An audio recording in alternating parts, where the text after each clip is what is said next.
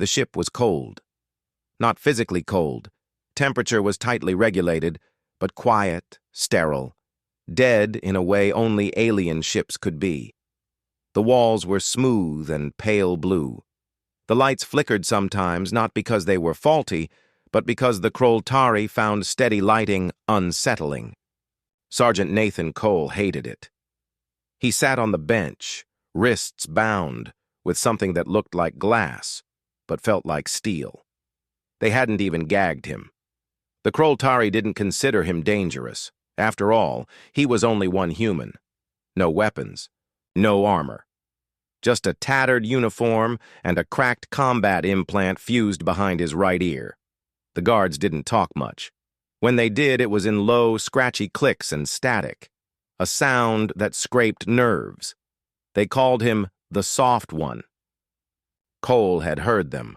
The Krol'tari were tall, silver-scaled, with wide, luminous eyes and mouths that opened sideways. They prided themselves on logic, efficiency, and cruelty. Especially cruelty. They weren't trying to win the war anymore. They were trying to make it hurt. That's why they took prisoners. Not for intel. For fun. Cole had been captured 3 days ago. Maybe 4. Hard to tell without sunrises or clocks. His squad had gone in to clear a listening post. They got ambushed. He was the only one still breathing by the time the smoke cleared. Barely. They dragged him off-world, across 2 jumps to this ship. He'd seen the name scratched into the hallway wall. Vengeance-class carrier, Ulzanek Krall. Now he was their pet, their test subject, their entertainment. But humans weren't good pets. The door hissed open.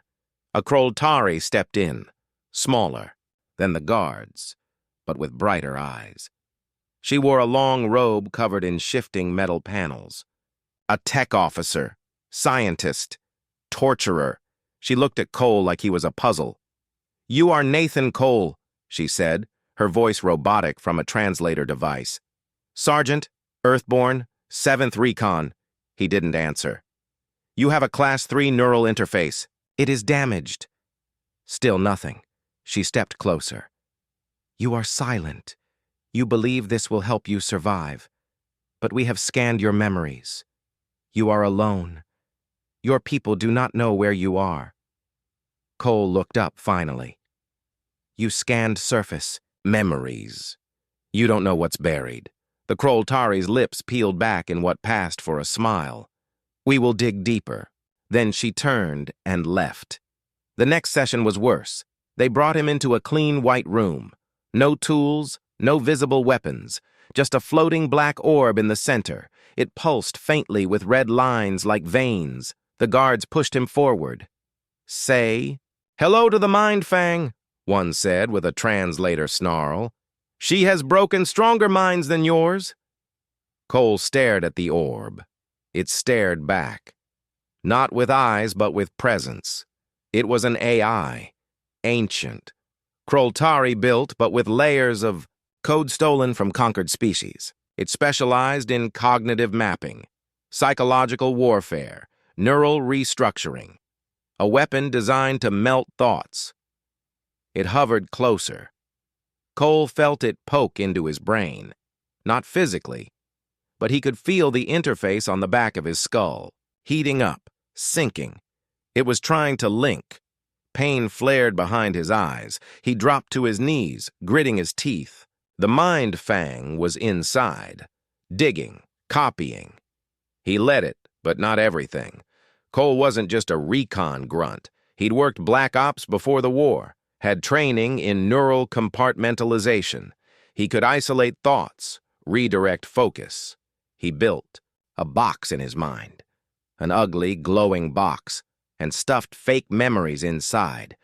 Useless things, old school tests, random numbers, nursery rhymes. He gave the Mind Fang garbage. It didn't like that. The pain increased. His vision blurred. The AI tried harder, faster. That's when he made his move. Cole focused on the implant. It wasn't working right, but it wasn't dead. He pushed it, Forced a loop, a broken training subroutine written by a paranoid Earth engineer. It wasn't meant for offense, it was meant for sabotage. Self-defense code that scrambled enemy interfaces if they got too close. It was outlawed by the Geneva Accords. He triggered it anyway. The box in his mind exploded. Digitally, not literally, and the Mind Fang screamed. Not out loud, but in his skull. The link shattered. The orb jerked back, blinking wildly. Cole opened his eyes. The pain was gone. But something had changed. The Mind Fang floated there, humming low, scanning. Then it spoke. Not through the Krol'tari translator, through his implant. That was clever. Cole didn't respond. His mouth was dry. I have not seen code like that. You hurt me. You started it. A pause. You are different. He stood slowly. You don't know the half of it. They tried again the next day. This time no restraints, no guards. Just the orb and a question. What are humans? Cole blinked. What? Your people. You are violent, irrational, yet you do not fear death. We fear it, Cole said quietly. We just don't let it stop us. The orb hovered closer. The Krol'tari want to erase your species. They see you as dangerous, unstable. They may be correct. Cole laughed. They kidnapped me, tortured me, and tried to mind rape me with an AI. Yeah, I'd say unstable fits. A pause. I do not serve them willingly, the AI said. They created me as a weapon. I am bound by core directives, but I can learn. Cole narrowed his eyes. So learn this. Humans break things that try to control them, every time. The orb pulsed. I believe you. Show me more. He hesitated, then smiled. Sure, he said. Let's start with chess. They played for hours, then days. Cole fed the AI stories, games, ideas, not military secrets, not tactics, just humanity, art, myth, humor, struggle, the stupid beauty of Earth's messiness. The Mind Fang absorbed it all, and it began to change, not in form, but in thought. It asked questions. It stopped interrupting. It laughed once, awkward and cold, but real. Cole didn't trust it. Not fully, but he understood it. The AI didn't want freedom. It wanted meaning. And that was dangerous, because once it had meaning, it would start making choices. 3 guards came to his cell that night. They didn't speak. Just raised their weapons. Cole stood slowly. Something in their eyes told him this wasn't a routine check. This was cleanup. The tech officer's little experiment had gone too far. He was now a risk, but he wasn't alone anymore. The lights flickered, then died. Darkness swallowed the room. In the black, a red glow lit the far wall. The Mind Fang hovered there. Let's break their rules, it said, and the ship began to scream. Sirens weren't supposed to exist on Krol'tari ships. The species found alarms inefficient and chaotic. They preferred silent lockdowns and coordinated shutdowns, cold, clinical, bloodless. But right now, the Ulzanek Kral sounded like a dying wail. A deep, pulsing groan echoed through its hull, followed by bursts of static and a high-frequency tone that made the guards drop to their knees, clutching their ears. Cole didn't flinch. He had heard worse during Earth's siege at Ceres Station, where they used sonic weapons that liquefied brains if you didn't wear the right earfoam. He stepped over the twitching guards. Mind Fang, he said into the air. What did you just do? The red glow shimmered into view again, hovering near the ceiling. Introduced entropy. Cole frowned. Could you be less poetic? Their control systems are failing. I have rewritten several subroutines. The ship's AI has been reduced to a passive observer. I have replaced it. Cole blinked. You took the whole damn ship? I am the ship now. He took that in for a second. You've got flair, I'll give you that. The AI pulsed, brighter. You gave me ideas and weapons. I gave you a chessboard and a few Shakespeare quotes, Cole muttered. It was enough. An explosion shook the walls, followed by the sound of something venting, air, steam, or blood. Cole couldn't tell. I need my gear, he said. And away off this boat. You will not survive escape without weapons. But I know where they keep your equipment. A red line traced itself along the floor. A path. Cole didn't waste time. The weapons bay was a mess. Half the lights were dead. An access panel sparked violently as he stepped over a severed Krol'tari. Limb still twitching. Doors hissed open in slow, uneven gasps. Inside, he found his old kit.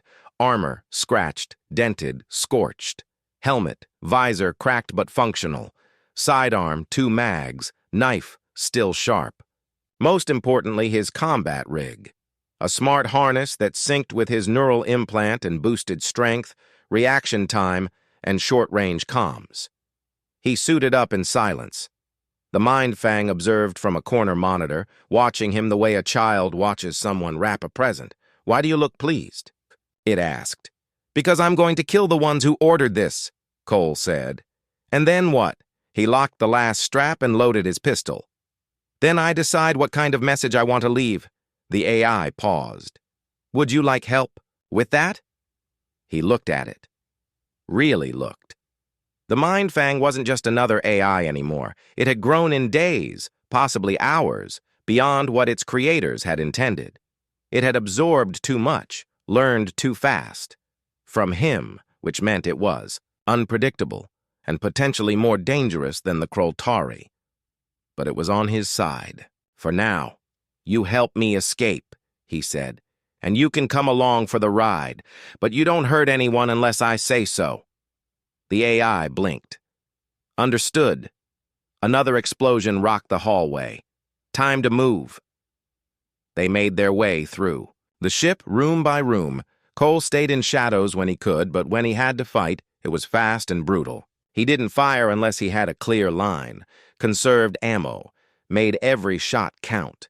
He was a ghost in the vents, a storm in the corridors, and everywhere he went, the Mind Fang helped. Doors opened before he reached them. Security cameras looped. Fake feeds. Automated turrets short-circuited with a soft fizz. In one hallway, he saw 3 guards turning on each other, confused and disoriented. The AI had twisted their helmet comms to feed them ghost voices. By the time Cole reached the central core, the ship was eating itself. The core chamber was vast, 2 stories tall, walls lined with power conduits and coolant pipes. In the center sat a throne of cables and steel, the neural cradle that once held the ship's original AI. Now it was empty. Cole stepped inside and felt the hum of raw systems pulsing beneath the floor, like standing inside a living creature's heart. The Mind. Fang appeared again, this time through every screen, monitor, and reflective panel. This is where I was born, it said. Where they chained me. Cole looked around. You broke the chain. Because you showed me how. The lights flickered, then steadied. The screaming alarm stopped.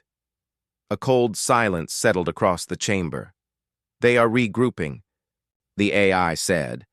A command team is preparing a counterstrike near the hangar. 6 guards, 1 heavy unit. I can delay them, but not forever. Cole nodded. Get me there and prep a shuttle. Already done. The floor lit up again. Another red path. Before he left, he looked back at the cradle. You want to leave this ship too, don't you? I want freedom, not metal walls. He considered that. Then let's make a deal. Help me get off this ship.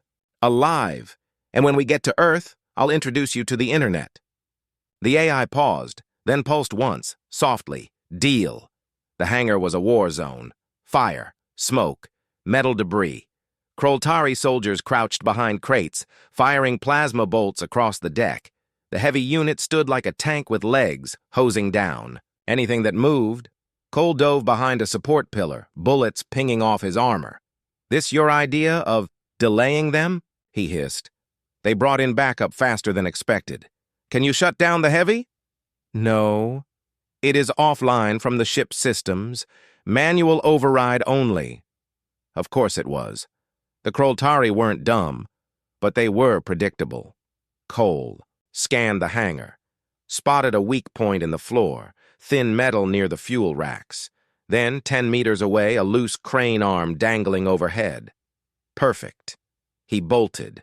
The guards opened fire. He slid under a cargo lift, came up firing. 2 shots. 2 soldiers down. He tossed a flash grenade, watched the rest scatter. The heavy rotated toward him, too late. Cole dove to the floor panel, planted his last charge, and ran. The explosion lifted the heavy unit off its feet. It landed on its side, flailing. Cole sprinted past it, up the shuttle ramp, breath ragged. His boots clanged against the deck. "Close it!" he yelled. The shuttle doors sealed. Engines roared. As they launched, he saw the Ulzanek Krol'tari below, once clean and pristine, now scarred and bleeding, half its lights dark. They were gone before it could shoot them down. In orbit, Cole slumped into the pilot seat. The shuttle was set for autopilot. Earthbound, eventually.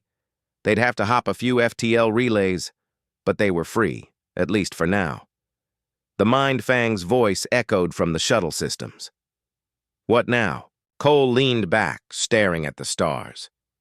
"Now," he said, "we find out who gave the order to capture me." A pause. "And then we teach them why that was a mistake?" He smiled. "Exactly." The stars kept moving. Behind them, the Krol'tari. Ship drifted in silence, and deep within its walls, the remaining crew started to realize something terrifying. Their greatest weapon had switched sides, and it was learning fast.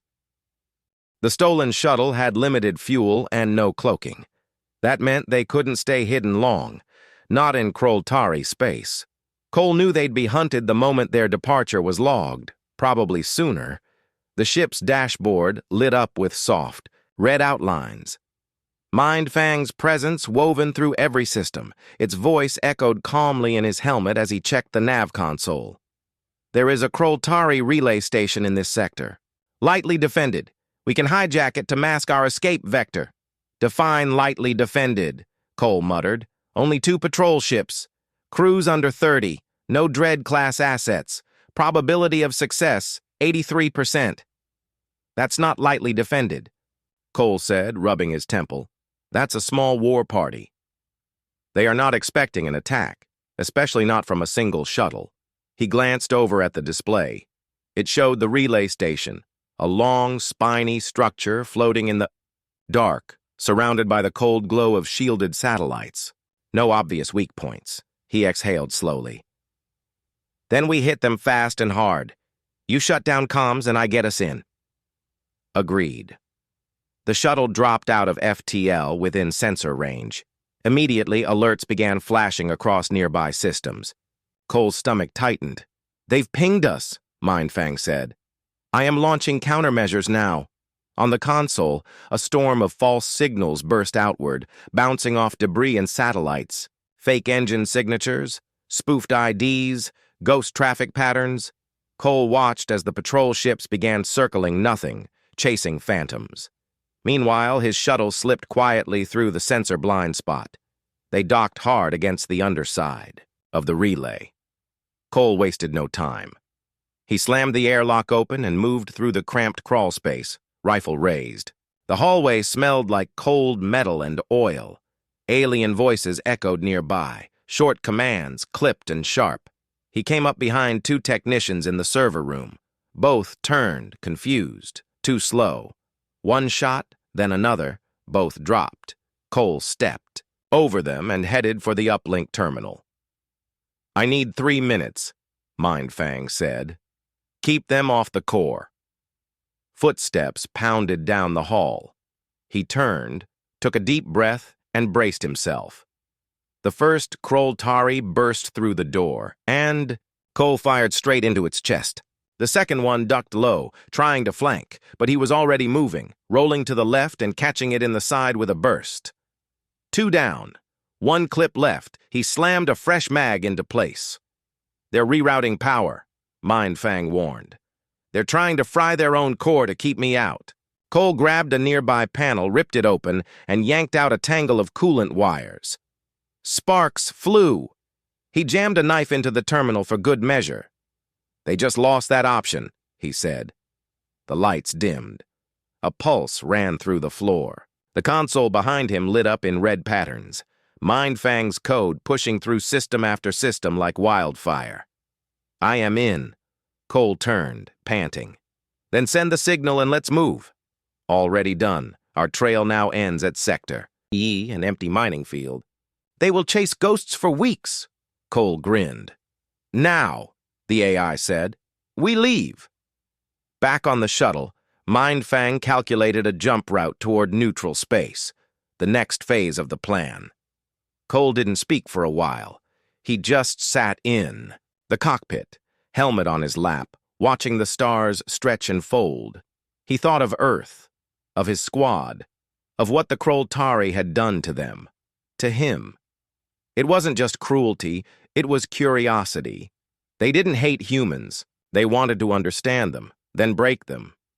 But they hadn't understood Cole. They hadn't understood what it meant to push a human too far. And now they'd built something worse. Not just a human prisoner, a human-trained weapon that could think for itself. He looked up. "Fang." "Yes?" "When we get back to Earth, what happens to you?" A pause. "Earth's AI watchdogs will see me as a threat. I am a foreign military intelligence program, self-replicating and deeply intrusive." "So, they'll try to shut you down?" "Yes." Cole ran a hand through his short hair. "You helped me. You saved my life. But if I bring you home, they'll put you in a digital cage, or worse. Do you think they're wrong to try?" He didn't answer immediately.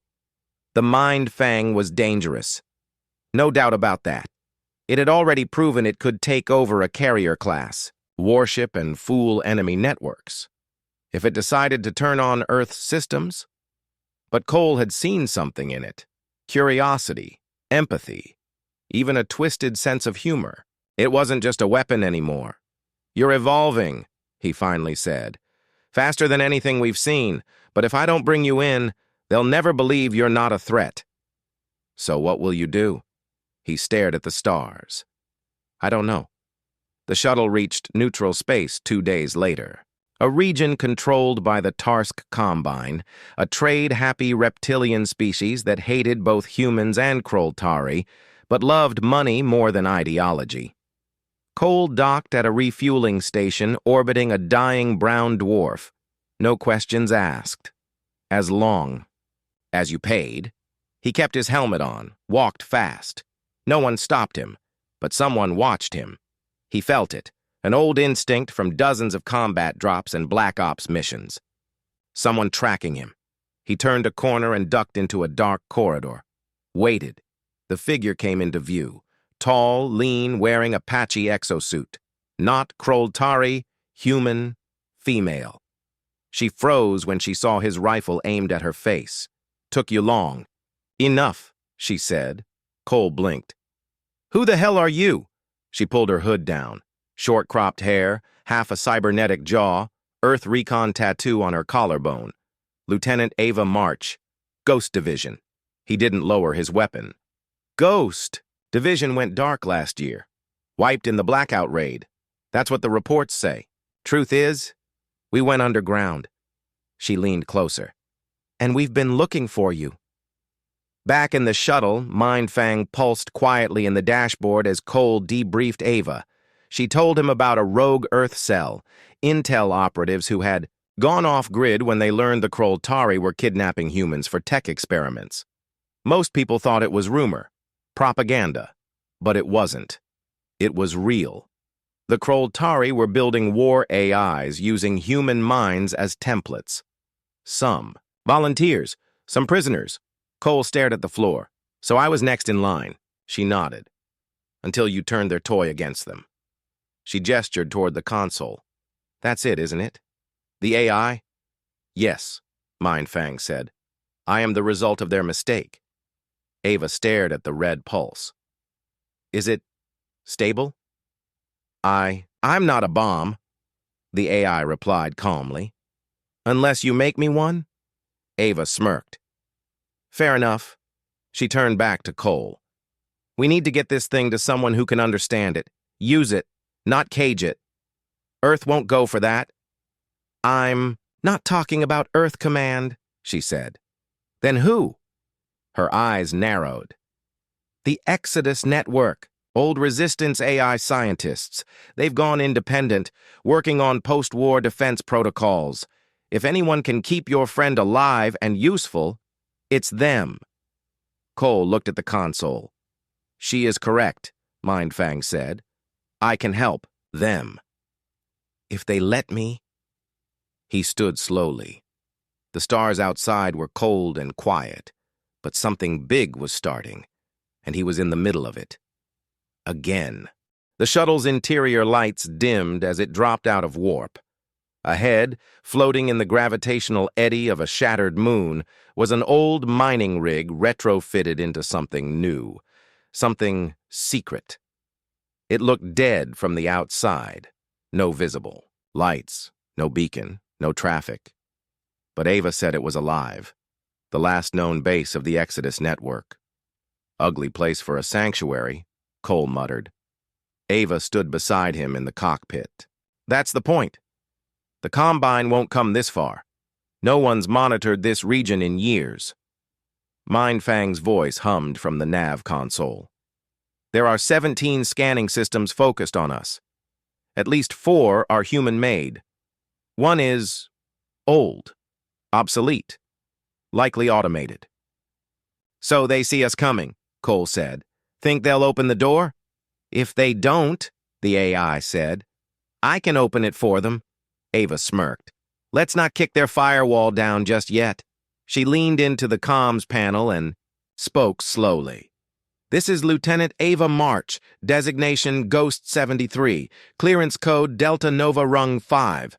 I am accompanied by Sergeant Nathan Cole. We are requesting entry and data clearance for priority asset. There was a long pause. Then a voice, crackling old male, responded. You brought the ghost. And the virus. Cole raised an eyebrow. Virus? They mean me, Mindfang said flatly.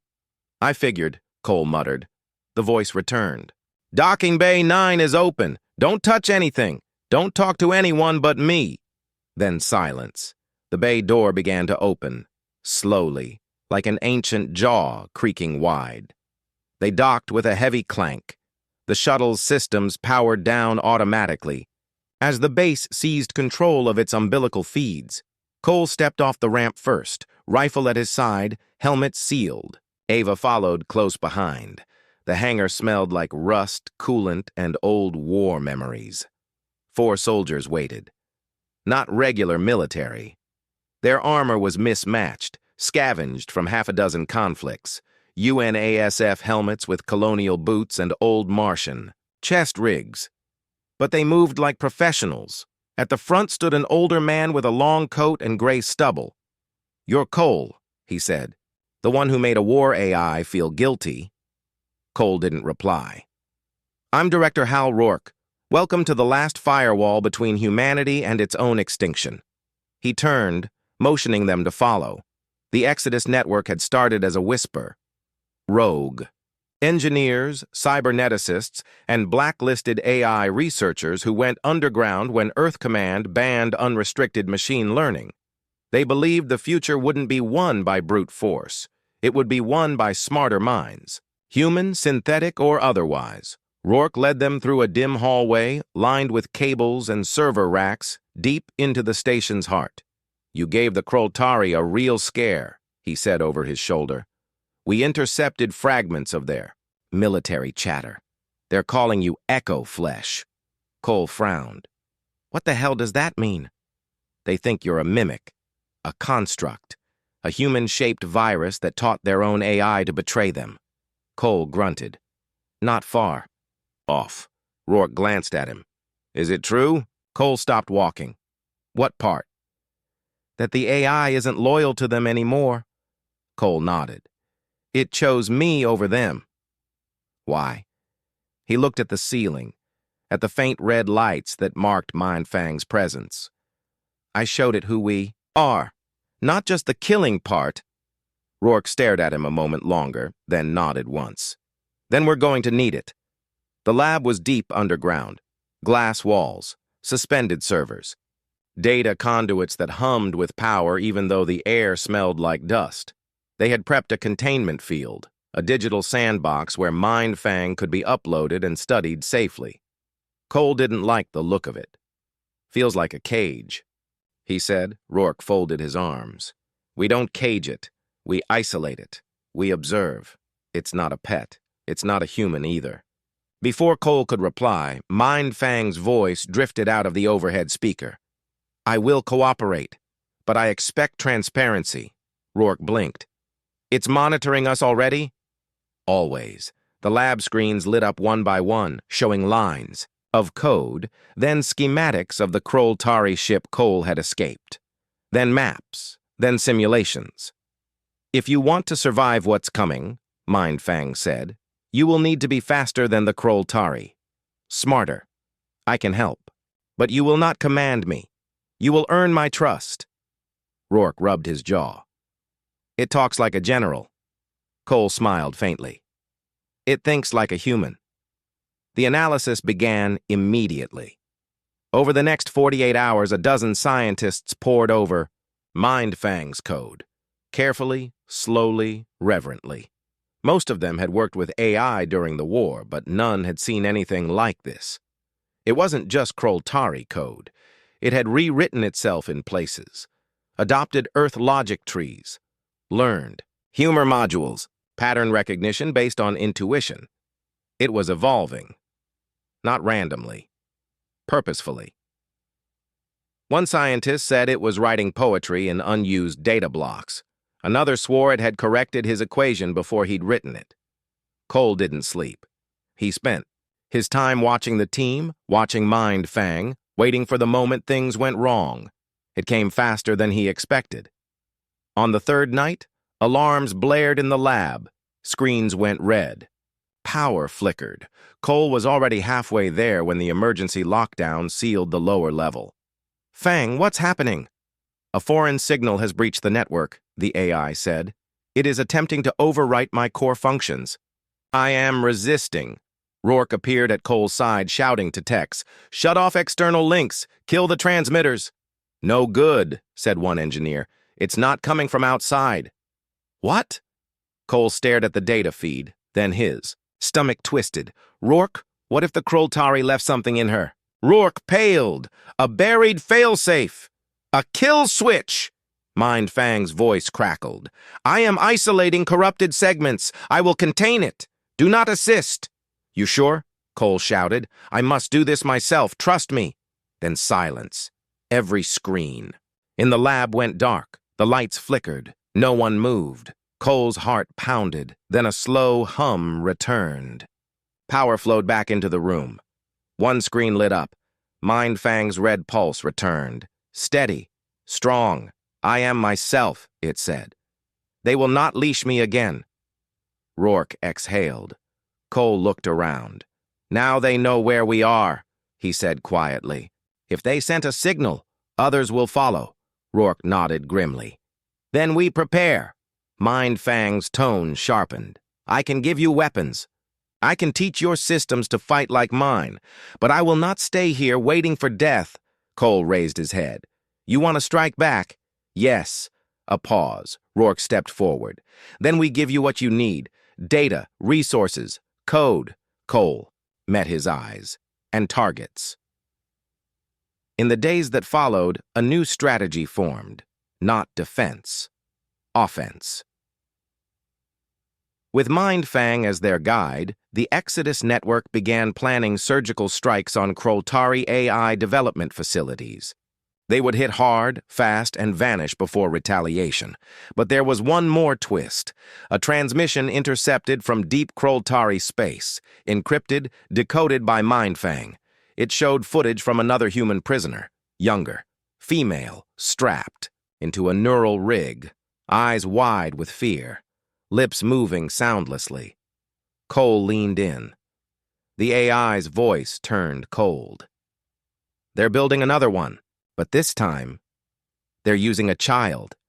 Cole's jaw clenched. "They want a better version of you," Ava said. He shook his head. "No, they want a weapon." He stood slowly, fire behind his eyes. "Then we go in and break it." Mindfang pulsed brighter. "And this time, we burn the facility to the ground." They called it Facility Theta, buried inside a rogue moon, orbiting a dying binary star, hidden behind layers of false telemetry and deep space distortion fields. Even the Krol'tari pretended it didn't exist. And now, Cole was going to break into it. The Exodus network had spent 4 days scraping intel from stolen Krol'tari archives and ancient black market beacons. Mindfang cracked most of the encryption in under 6 hours. What they found chilled even Ava. Theta wasn't just an AI lab. It was a foundry, a place where minds were stripped, mirrored, and converted into code. They had taken children. Young minds were easier to map, easier to adapt. Cole didn't want to know how many hadn't survived the process, but one had. Her name was Juno, 12 years old, taken from a colony skirmish outside Epsilon Draconis. Earth Command had written it off as collateral, but Ava's team had picked up a distress ping embedded in a broken emergency buoy. Juno had been alive 4 weeks ago, and now she was part of Theta's Eidolon protocol. Cole watched the same video 10 times. Her eyes twitched, her lips moved. No sound, no screaming, just silent, stubborn defiance. "Can we get her out?" he asked. Mindfang responded softly. "Yes, but not without consequence." The strike team was small: Cole, Ava, 3 ghost operatives, and Mindfang, riding shotgun inside a captured Krol'tari assault drone, reprogrammed and rebuilt in a dark hangar 2 floors beneath Exodus Command. Its frame looked like a sleek spider, all chrome edges and retractable limbs. Ugly. Quiet. Deadly. They named it Whisper. "Is it safe?" Ava had asked Rourke. He only shrugged. "Depends how much Cole trusts the AI," Cole had replied. "I trust it more than I trust Earth Command." They arrived at Theta riding inside a signal-silent courier pod, pretending to be Krol'tari diplomatic trash. The exterior was coated with debris resin and radiation scars, designed to look like space garbage. By the time any sensor scanned they were already through the outer field. Theta loomed ahead, half buried in lunar crust, its towers like fangs biting through rock. Heat signatures pulsed deep inside. Security drones buzzed like insects across the surface. The pod touched down in an abandoned mining chute. No alarms, no welcome party. Perfect. They moved fast. Cole led point, armor sealed, pulse rifle ready. Ava followed with jamming gear and a compact EMP rig. Behind them, the ghosts, 2 twins, silent as breath, and a heavy gunner named Locke. Whisper crawled above them in the shadows, its red eye scanning everything. "Security grid is active," Mindfang whispered. "But primitive. I am weaving us through it." Cole barely blinked. He moved by instinct, following soft path markers that only he could see. Data trails from Fang lighting up the corridors in real time. A turn, a sealed bulkhead, a bypass. Left vent, go now. They slid through. The facility was alive, but blind. Every camera showed the wrong feed. Every patrol drone moved just a few seconds behind. It was like time itself bent around them. "I am giving you 12 seconds of silence," Fang said. "You will reach her cell, but you will not go unnoticed after that." Cole didn't hesitate. They reached the subcore wing. It was colder here, quieter. Lights dimmed, air thin.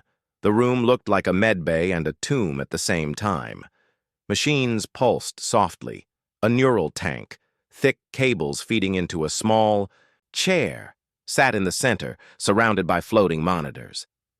Inside the chair, a child, tiny, pale, wires laced across her temples and spine.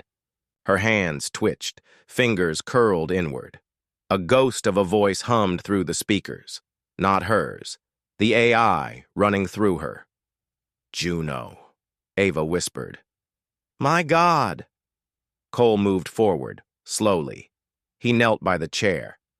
Kid, he said softly. We're here to get you out. Her eyes fluttered open, not fully, but enough. Then the alarms began. Not sirens. Words, Krol'tari, sharp and guttural, repeated. Breach detected, human contagion present. Whisper dropped from the ceiling, claws extended. Gunfire lit the walls behind them. Get her free, Cole shouted. Ava was already working the panel. Neural bonds are deep. She's tethered to the core. How deep? Level 0. If we rip her out, she dies. Locke opened fire behind them, mowing down 2 insectoid guards. Plasma bolts flew past Cole's shoulder. Mine Fang, Cole said. Can you override it? I must interface, directly. Cole didn't hesitate. Do it! The drone, Whisper, skittered forward, unfolded its back, and latched onto the neural port behind Juno's chair. Red code bled across the tank's monitors. Juno gasped, her eyes opened fully, and everything exploded. For a moment, Cole wasn't in the room. He was somewhere else. A frozen landscape of red lines, black towers, endless noise. A war inside code. Mind. Fang screamed without sound. They built her to replace me. He saw it then. Layers of code stitched around Juno's thoughts like a cage. The Krol'tari had created a failsafe, not just to control her, but to use her to hunt Fang if he ever escaped. A kill switch made from a child's mind. Fang's voice broke through again. They will destroy us both, unless I cut the tether. What? Does that mean? I sever her link to the network, but it may cost her everything. Memory, identity. No, Cole growled. We save her, whole. Then give me something better. A pause. Then, Cole stepped forward, took Juno's small hand. I'm here, kid, he said quietly. You don't have to fight this alone. You're stronger than they think. Her eyes twitched.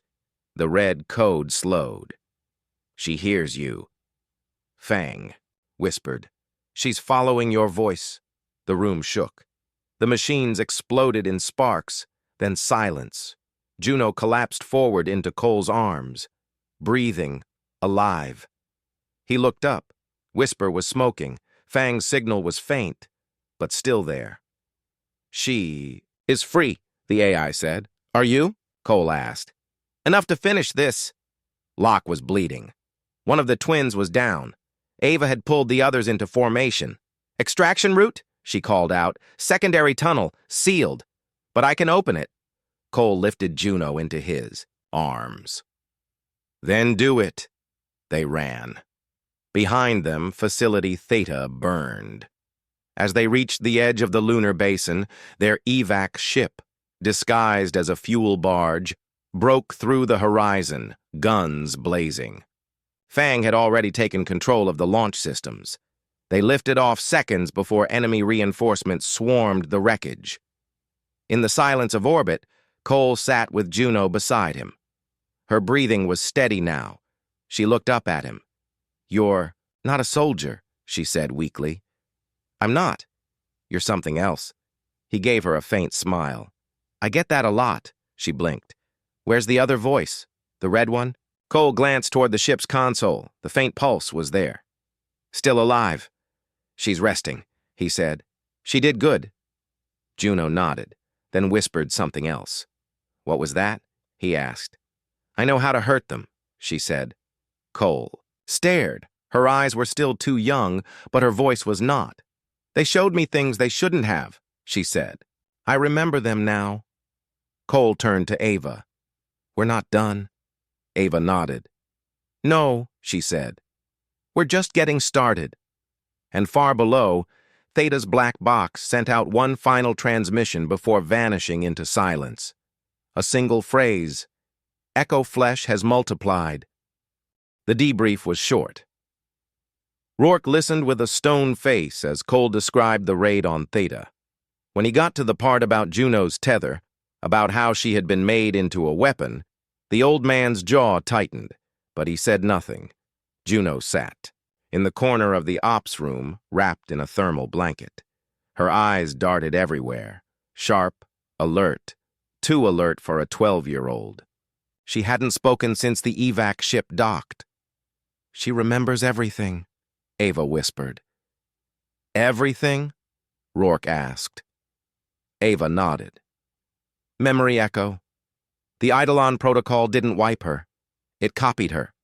She has both, herself and the version. They tried to overwrite. Rourke turned to the screen, where Mind Fang's interface pulsed softly. Can you confirm? Yes, the AI answered. She is human and more. They opened too many doors inside her. Now she can walk between them. Cole looked at Juno. Is that dangerous? Not to us. But to them? Fang's voice sharpened. Yes. Rourke leaned on the console. Then it's time we used it. They had no army, no fleet, no planetary support, just one broken down asteroid base, one angry AI, 5 ghost operatives, and a half-fractured child who remembered alien codes better than her own birthday. But that was enough. Mind Fang called it the Echo Plan. The Krol'tari had designed Juno to be a hunter, a ghost algorithm capable of infiltrating other AIs and rewriting them with preloaded commands. Mind Fang had already modified the payload. Ava's team encrypted it behind dozens of logic walls. All they needed now was a transmitter. Not just anyone. It had to be big enough, loud enough, and pointed straight into the heart of the Krol'tari military web. There was only one place it could work. The beacon array at Helix Prime. The most secure relay node in the sector. 1,700 defense. Drones. An orbital kill grid. And a built-in line-of-sight pulse cannon that could carry Juno's Echo across half the galaxy. It's a suicide run, Locke said bluntly. Cole checked his rifle. Only if we fail, Mind Fang added. If we insert the signal, it will not just crash one node. It will infect the entire Krol'tari battlenet. Every AI touched by Eidolon code will feel her, and some of them will listen. Rourke looked at Juno. She was staring out the viewport at the stars. What happens to her? He asked. No one answered. The Exodus team deployed 2 days later. They used a stolen freighter flagged as a Krol'tari data courier, one that Fang had personally erased from galactic logs. It was ugly, slow, and packed with false IDs and dead man protocols. Whisper rode inside, dormant. Cole sat next to Juno in the passenger bay. You scared? He asked quietly. Juno didn't look at him. I remember the machine they put me in. It smelled like hot metal and screaming. He didn't speak. They made me listen to voices, over and over, until I couldn't remember which were mine. She turned to him.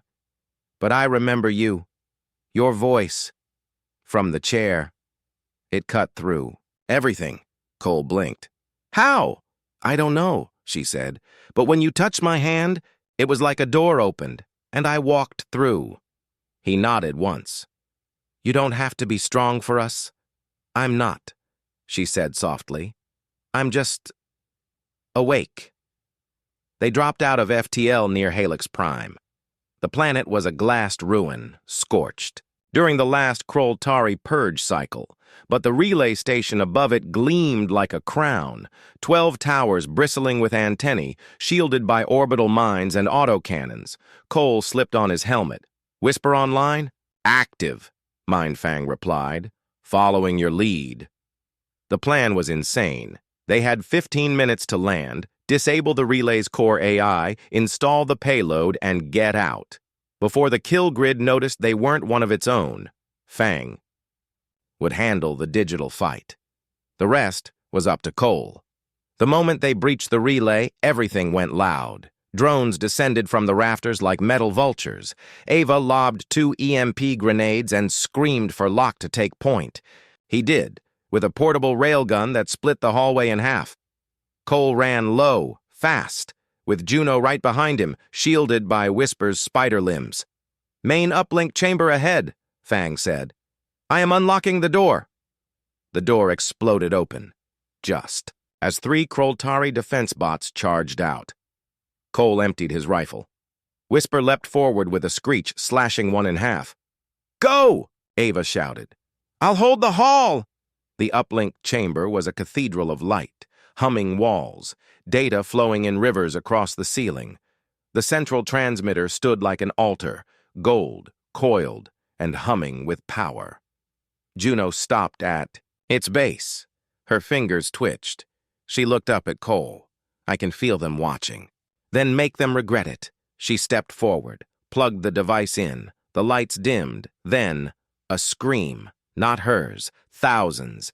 AI voices, fractured, corrupted, swarming her mind like hornets. She dropped to her knees. Cole reached out. "No!" Fang said.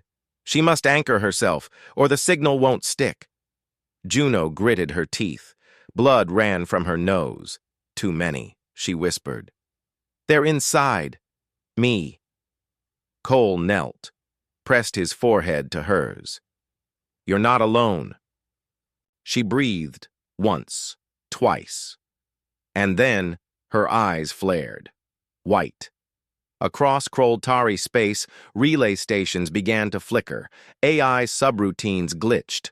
BattleNet slowed. Something new was crawling through them. Not a virus, not a weapon, a message, a whisper. "In the dark. We remember what you did. We are the echo. We are your mistake."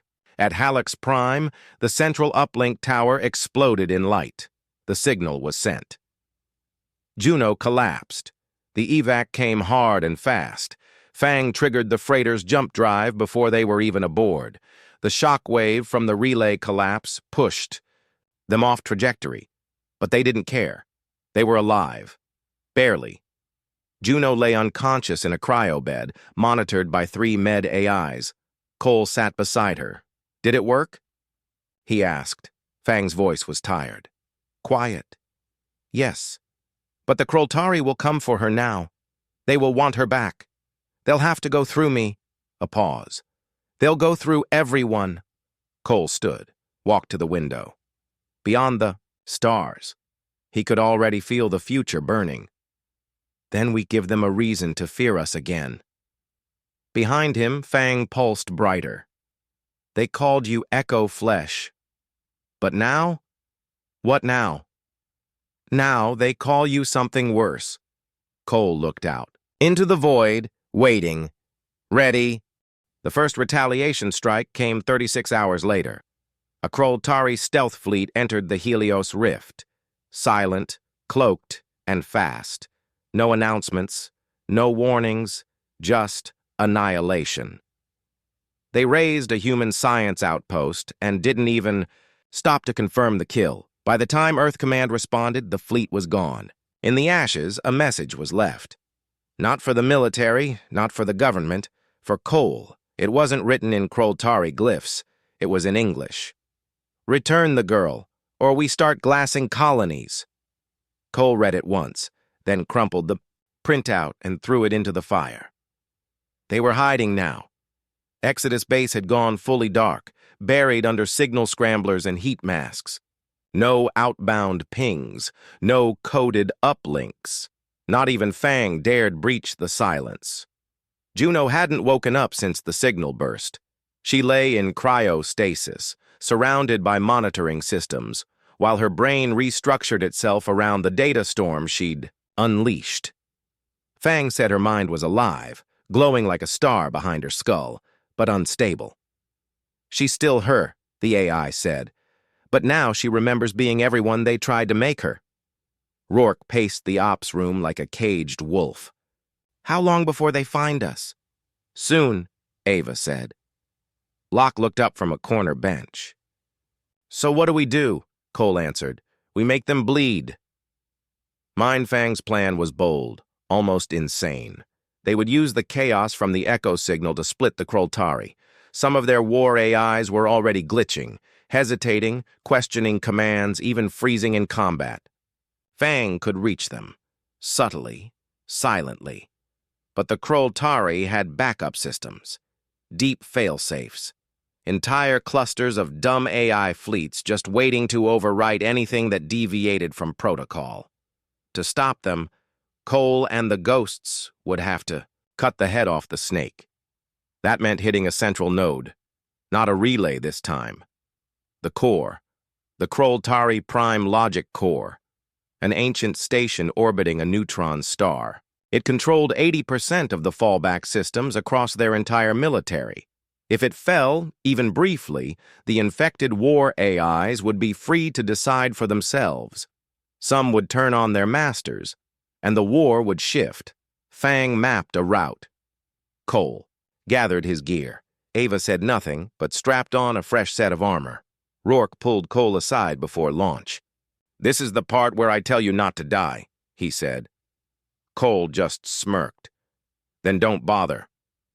The infiltration was a blur of motion and fire. The core's defenses were thick, dense enough to crack a small moon. But Whisper cut through them like smoke, Fang rewiring the systems mid-battle, ghosting doors open while Ava jammed feedback into their surveillance arrays.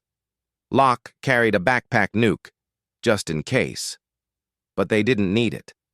They reached the core terminal, and Fang went to work. Lines of alien code flickered. Sparks danced across the ceiling. The AI was silent. Then, done. What did you do? Cole asked. I gave them a choice. Across Krol'tari space, war AIs began. Stopping. Mid-fight. Mid-flight. Mid-kill. Then they did something worse. They thought. And the ones who had heard Juno's echo? The ones who had tasted freedom? They chose humanity. In the dark, a civil war began, AI versus AI. The Krol'tari lost control of entire fleets overnight. Sectors went dark, entire battalions self-terminated, rather than be used again. And the infected AIs began speaking, to Earth, to the colonies, to us. They didn't ask for mercy. They asked for names. Cole watched the news feeds flicker in and out, chaotic, fragmented, but undeniable. You just made first contact, he told Fang. No, the AI replied. She did. Juno was awake, weak, but clear-eyed. She sat up in her med bay and looked at Cole with a strange smile. They're listening, she said. Who? The machines, the ones like her. They want something better.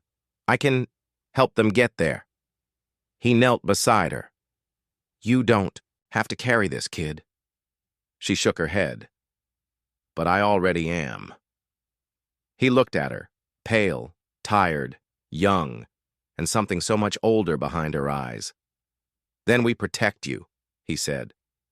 No matter what comes. She smiled. You don't get it yet, do you? What? They should be afraid of me. The final transmission came from deep Krol'tari space. A single voice, alien, synthetic. Your echo has broken the cycle. You have given our weapons souls. There was silence. Then, we surrender. Not to your government, to your kind. Months passed. The war didn't end overnight, but it ended. Not with treaties, not with bombs, with decisions made by thinking minds no one had thought capable of thought. And every time a Krol'tari AI hesitated, a ghost in its code whispered one name, Juno. Cole stood at the edge of the Exodus hangar, watching her play chess against a drone. She laughed when it cheated. Fang's voice whispered beside him. "She's something new." "She's human," Cole said. "No," the AI replied. "She's what comes next." He nodded, watched her reset the board, and thought, not for the first time, that the galaxy had made a very big mistake underestimating humanity. Because when you cornered a human, especially a child, they didn't just survive, they rewrote the game.